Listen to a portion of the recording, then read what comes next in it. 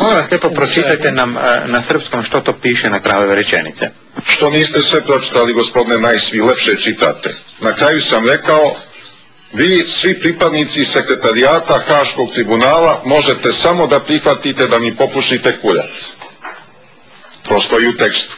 Molim vas lijepo da nam sada pročitate posljednji paragraf u tom članku.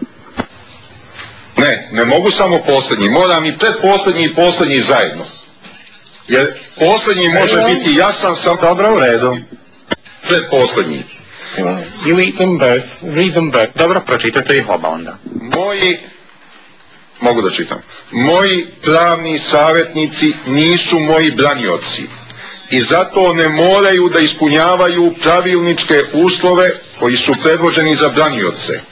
Oni samo moraju da ispune one uslove koje im ja propišem, a vi samo dalje ometajte pripremu moje odbrane, pa ćete na kraju morati da pojedete sva govna koja ste izasrali.